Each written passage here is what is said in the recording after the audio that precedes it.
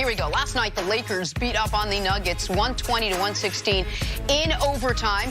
They enter the All-Star break up 4 games in the West. Nick, how big was this win for the Lakers? Well, they only got 29 games left, and they are 5 losses clear of the 2 seed. Right now, they're on pace to go 63-19. Every other team in the West has at least 17 losses already. Say that, say this. They're the 1 seed. They're going to do their load managing the final week of the regular season when they have the 1 seed locked up. Had they lost to Denver, the team on their heels, it's a little more questionable. So that is a great win in a game they were down 6 with 4 minutes remaining. Yeah, this is all about having the easiest path to be able to compete for a championship, and they've set themselves up well. We talked about it earlier in the year, how important it was for them to get out to a fast start, just because you want to be in a position to rest LeBron as you go down the stretch, knowing that you're going to rely on him to be your primary playmaker once you get into the postseason. LeBron is going to play 40-plus minutes, so you'd like to have that on fresh legs. All right, moving on. Last night, Luka Doncic played after missing the last 7 games with an ankle injury. Played well, dropped 33, led the Mavs to a dominant win over the Kings. Nick, how good was your guy Luka last night?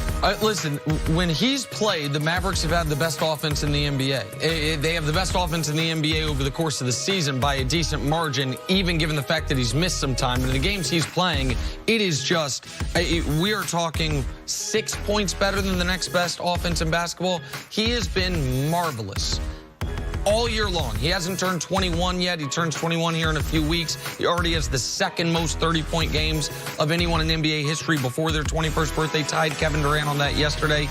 On the offensive end of the court, he's one of the 5 best players in basketball already, and he didn't miss a beat after missing that time. Yeah, he made everybody raise an eyebrow last year when he said that scoring in the NBA was easier than scoring professionally in Europe, but then seeing what he's doing as an encore performance to his rookie year, I mean, like you said, he's already one of the top 10 players in basketball, top 5 offensive player. He's got a great Just a really special guy. The way that he's transformed that Mavericks organization is unbelievable. Yeah, stepdad. Are you? I'm his father. Nick, this is the first time. Large adult Slovenian son. I've never said large adult Slovenian stepson. Stay out of my family business. That is, you are correct, and I take full responsibility for botching that one.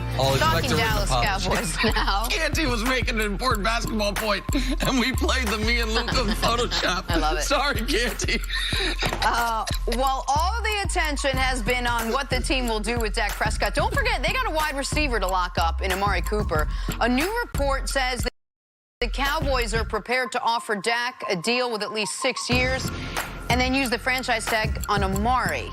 Kenny, would this be the right move for Dallas? Yeah, I think it's the right move for Dallas because you've been working on the Dak contract for over a year now. You haven't even started with the Amari contract, so I think you have a better framework in place to work off of when trying to get across the finish line with Dak on an extension versus Amari. It just makes sense. I mean, Dak Prescott is not going to settle for anything less than the $35 million a year that Russell Wilson is getting paid in new money average.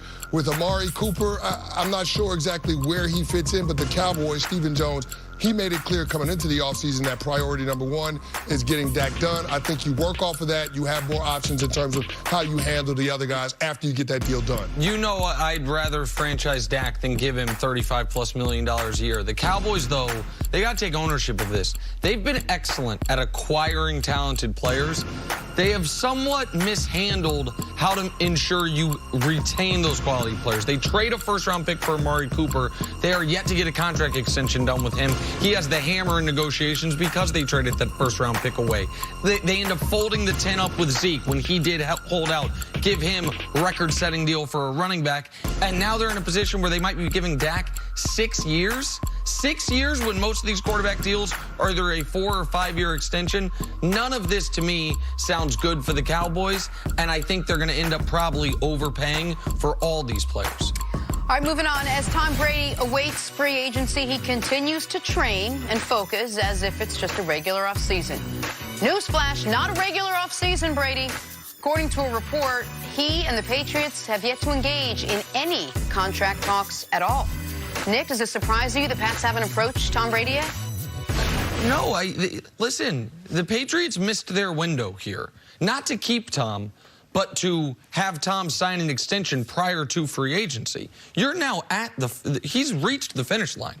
Now he just has to wait for the clock to expire, and he will get to visit other teams. He will get to see how other teams do things, have other coaches, have other owners woo him. have other teams put in front of him 3 years, $100 million. I think that contract might be out there for Tom Brady, even if the last year is more of a dummy year. The only way I believe, Canty, the New England Patriots prevent Tom Brady from reaching free agency is if they do what they could have done 9 months ago to prevent this from ever happening, which is not offer him a contract extension, offer him a multi-year contract extension with guarantees attached past the first year, so Tom Brady knows I'm not going to be back in this same position again next year. I don't think the Patriots are ready to do that. I think they more want the rest of the market to set the market for Tom Brady. And so, yeah, I don't expect that we're going to hear Tom Brady and the Patriots have agreed to a deal prior to free agency, because if that was going to happen, it would have happened prior to this past season. Well, if they don't agree to a deal before free agency starts, then there's a $13.5 million cap charge that hits because they amortized the signing bonus that they gave him on the last deal. So it's a situation, if they don't get something done, then Tom Brady's not coming back to New England, because you can't have $13.5 million on your cap and then turn around and pay him market value or pay him anything close to what other teams are going to be looking to offer him, because you only have $29 million in cap space to start with. So to me, this has got to heat up sooner rather than later, just because the New England Patriots have got to form a plan on how they're going to deal with their quarterback situation going into 2020. They need to know if Tom Brady's going to be around. And if he's not, they need to move on to their contingency. So I don't think this is going to drag out to the legal tampering period that starts on March 16th, because Bill Belichick needs answers sooner rather than later. We keep waiting for them to make a decision, but maybe we're just missing the tea leaf. We're not reading the tea leaves here. Maybe they are sort of making a decision by not approaching him. Am I right? Well, that they would rather Brady break up with them than him have to officially break up with him. Maybe they are sort of making that decision. I think that they would. I do think they want Tom Brady back, but at what price, right? I don't think they would prefer Brady just totally walk away. If Brady said, guys, right now, I'll play for $20 million, 1 year contract, $20 million, I think they'd sign up for that in a heartbeat. The question I have for you, though, Canty, is what incentive does Brady have to not hit free agency? What incentive you're saying that it's got to heat up quick because of the dead money charge? Yeah. And it's a smart point, and it's a good point, and it's one a lot of people are missing. That if the moment free agency starts, if Brady's not on a new deal, $14 million hits their cap due to previous contracts.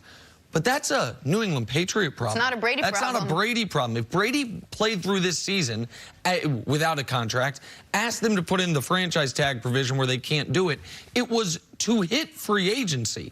What incentive does he have when he's at the finish line to not actually hit free agency? Well, I don't know if that provision was put in place to necessarily hit free agency. I think it was put in place so he could have as many options as possible. Anytime you're a player and you have a lot of options, chances are you're going to put yourself in a better situation. And I think that's what Tom Brady was looking for. And by better situation, I'm not saying a different team. I think better situation could mean more money. It could mean more weapons. And I think that's what Tom Brady is looking at, because everybody's criticizing him now and saying that he's fallen off a cliff because you had a lack of production in the passing game in comparison to years past where we've seen Brady at an elite level. Sure. So I think that this is all about Tom Brady trying to take advantage of the twilight of his career. And in order to do that, he's got to force Bill Belichick's hands in order to put pieces around him. Because when you start looking at all the other prospective destinations for Tom Brady, I'm not sold that he wants to sign up and go play for those organizations. It might be true. Just the one very quick follow-up.